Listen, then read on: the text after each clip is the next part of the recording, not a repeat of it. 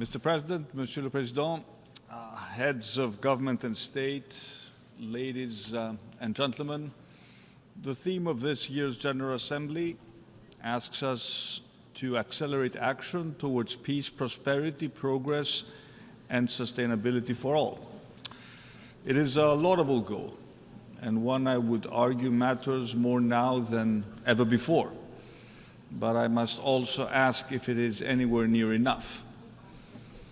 And I pose this question not because I wish to test the patience of this assembly, but rather because even though collective multilateral solutions can and often do make a difference, it seems to me that still too many solutions fall short of our ambitions. Our words are never quite matched by our actions, and our achievements are never quite meet our expectations. It is as if in this United Nations, nations are not quite united enough. And nowhere is that clearer to me than in two core areas: tackling climate change and managing migration, both of which will be at the heart of Greece's Security Council candidacy for 2025-2026. If successful, Greece will make climate and migration central tenets of our time on the Security Council, together with respect for international law and maritime security. We will do this because, in part at least, the global community's current collective approach to both issues speaks to a failure to match rhetoric with policy delivery. When we have lived through a summer like the one in 2023, the hottest on record, and when we talk rather than act on tackling the main drivers of irregular migration or even the implementation of existing transnational agreements, we are in fact failing. And ladies and gentlemen, we must work harder collectively to change that. 12 months ago, at this very podium, I warned how without multilateral cooperation, the devastating effects of climate change would soon be the norm rather than the exception. 12 months later, and that new norm has unfortunately arrived. This summer, floods, fires, heat waves, and landslides have gripped the European South, North Africa, and the Mediterranean, bringing unprecedented destruction to the region from Slovenia to Libya, from Italy to Greece. For Greeks, nowhere was this more apparent than across Evros, in the northeast of my country. Here, the largest blaze ever recorded in the European Union burned continuously for almost 2 weeks. In all, 20 people were killed, hundreds lost homes and livelihoods, and an area greater in size than this city, New York, was razed to ashes. 700 firefighters from across Europe fought valiantly to contain this devastating megafire, but they couldn't tame it. And as if that was not enough, 10 days later, Greece was struck by Storm Daniel. The Thessaly region, in the center of the country, saw twice as much rainfall in one day than falls in London in an entire year. It was the worst storm to hit Greece in over a century. And Daniel carved its destructive path not only through my country, but through Libya too, landing upon the coastal city of Derna, where the death toll now stands in the tens of thousands. The impact of these events across the Mediterranean is unprecedented. Lives lost, businesses destroyed, communities upended, social cohesion undermined, the fragile ecology of our most precious natural habitats severely compromised. I accept, of course, that the climate crisis is not an alibi for everything, but the science is clear. Unprecedented temperatures, fueled by global warming, are creating the conditions that drive these catastrophic events. And this is no longer a crisis of the poorest or the global south. Our own very unequal battle with nature is now being fought out across the European South and the Mediterranean in particular. And this, ladies and gentlemen, is the new reality of climate change. Greece and our many friends and neighbors who ring the Mediterranean now face similar challenges to those countries which have been at the sharp end of the climate crisis. And like those countries, we need a much more coordinated response. In Greece, we have pumped hundreds of millions into mitigation. We have introduced our first ever climate law. We're driving ambitious proposals around decarbonizing our islands. We partner with multinationals in the pursuit of green technology. We invest heavily in renewables. We're given our natural assets of wind, sun, and sea, the potential is huge. And yet, while we act decisively on long-term mitigation, we are collectively guilty of not placing enough emphasis on short-term adaptation, even though the need to become more resilient is about change today, not tomorrow. After all, this crisis is already here. It is affecting our lives today, and it is already having a significant impact on our economies. For the European Union, this represents a failure, not just of policy, but also of financial resourcing. We are spending peanuts on adaptation and emergency relief. We have two funds which are completely depleted, and this must change, which is why earlier this week I wrote to the leaders of Croatia, Cyprus, France, Italy, Malta, Portugal, Slovenia, and Spain, who, along with Greece, make up the EU Med-9 group of countries. In my letter, I suggested two solutions to the short-term adaptation issue. First, that we recognize that the circumstances now demand that we act outside the EU's long-term budget framework and state subsidy rules. And second, that we lead the EU-wide efforts to define and implement a comprehensive, properly resourced strategic plan that addresses the new challenges we are now facing. But this isn't just about Europe. The problems faced by the European South and North Africa are, after all, no different to the issues faced by Canada this summer, or indeed the likes of Pakistan last summer, when that country also suffered from catastrophic floods. That is why I'm calling for the creation of a global adaptation alliance, a forum from where we can deliver new collective thinking, renewed cooperation, access to new finance, to drive short-term adaptation before it is too late. Investing more, for example, in sharing new technology, in advanced forecasting and modeling, so that we can predict with greater clarity, with greater accuracy, how these phenomena are going to behave, where the floods are coming from, and where the fires are going.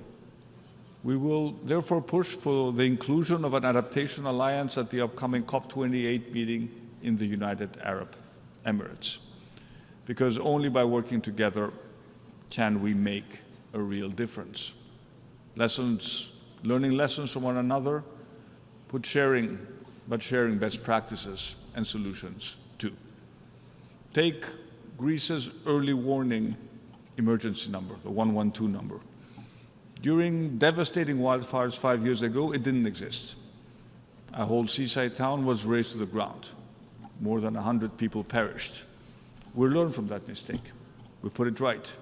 And this summer, the 112 number played a huge part in minimizing loss of life.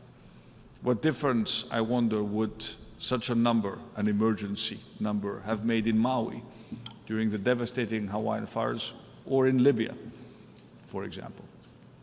And it is exactly this sort of relatively cost-effective solutions that represent the type of technological adaptation we need globally going forward. A simple yet life-saving idea. And all of this is critical, because at the end of the day, our number one obligation is the protection of human life. Monsieur le Président, ladies and gentlemen, let me turn to the second great challenge of our time, migration. My country is at the forefront of the global migration crisis. Greece has, over the last decade, provided shelter and protection to hundreds of thousands of refugees and asylum seekers. Our Coast Guard has gone above and beyond to save tens of thousands of lives at sea. And let me be clear, Greece will always be an open and welcoming country for those fleeing persecution and violence, as well as those economic migrants who, however, seek a new future by accessing legal pathways. After all, our economy is growing again. We're attracting significant foreign investment, and there are many job opportunities in my country. But we also need to fill these vacancies on our own terms, not those set by the criminal gangs. And that is why it is critical that the international community works together to establish a far more comprehensive and coordinated approach, one that addresses the root causes of migration, one that more effectively counters human trafficking and migrant smuggling, and fosters legal pathways to mobility. Take managing the root causes of migration. We must challenge the negative political, socioeconomic, and climate trends at source in the countries of origin, but also the countries of transit. And that means more tailor-made, innovative, multi-stakeholder partnerships to drive forward sustainable development and strengthen resilience, creating jobs and opportunities in the places of origin. No one wants to leave their homes and risk their lives finding work thousands of miles away. In real terms, that's about investing in infrastructure, in education, in healthcare, in the green and digital transition, all of which can reduce poverty, unemployment, and inequality. And it's about creating incentives for private sector development. It's about supporting entrepreneurship and small businesses while always promoting good governance and women's empowerment. Ladies and gentlemen, when it comes to migration, Greece's policy is tough but fair. We are focused on preventing irregular migration and improving the effectiveness of return systems. But we're also focused on facilitating safe, orderly, and legal migration while processing asylum claims expeditiously. This issue is not going to go away. Indeed, in recent weeks, there is evidence across the Mediterranean that the pressure on our borders is unfortunately growing again. That is why preventing departures must be the starting point. We must break the business model of the traffickers and the networks if we are to stop people from embarking on such dangerous journeys. And working together bilaterally and multilaterally, we must strengthen border controls and surveillance, mechanisms to detect and intercept strugglers and their activities. And we can do that through the use of advanced technology, intelligence sharing, and cooperation among border control agencies. And we must enhance the capacity of law enforcement to investigate and prosecute those responsible for profiting from human despair, as well as disrupting the money networks through the strengthening of tools to identify and freeze traffickers' assets. And we need a whole-of-route approach, raising public awareness of the dangers posed by smuggling routes.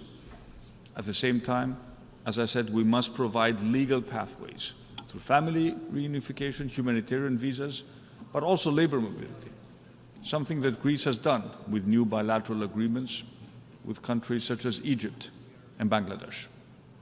But above all, if we want to solve the problem in the Mediterranean, we must work together with our partner countries. Turkey, of course, but also our North African neighbors.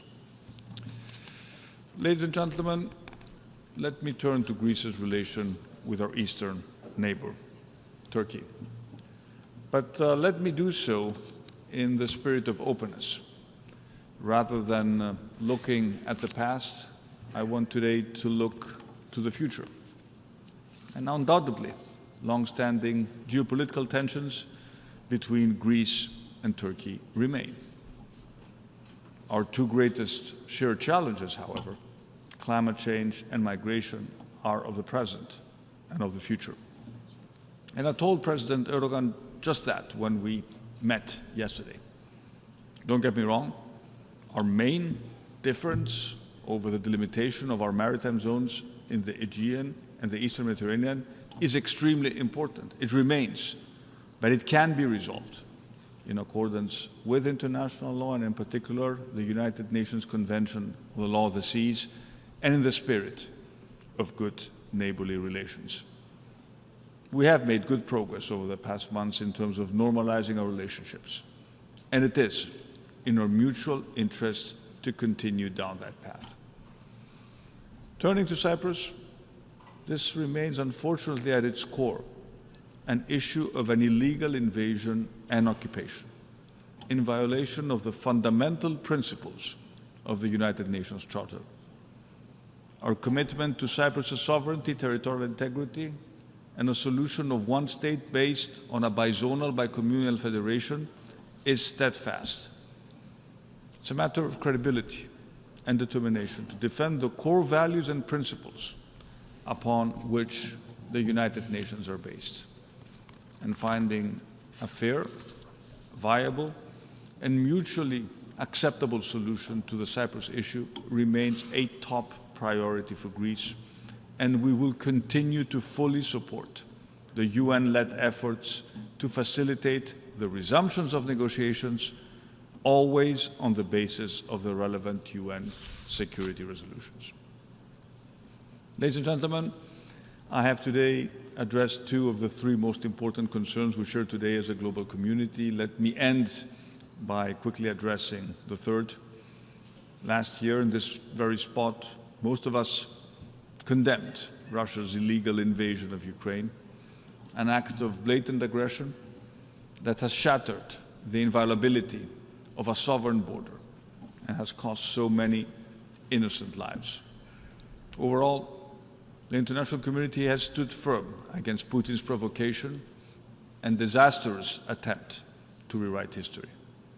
Today, however, the assertion on Russia's part is that NATO, the EU, the other partners that support Ukraine will eventually lose the stomach to continue that fight. Now, let me be clear. This should not happen, and this will not happen. We will never walk away from Ukraine, because to do so would be to abandon the very principles of peace, democracy, and adherence to international law that so many in this room hold dear.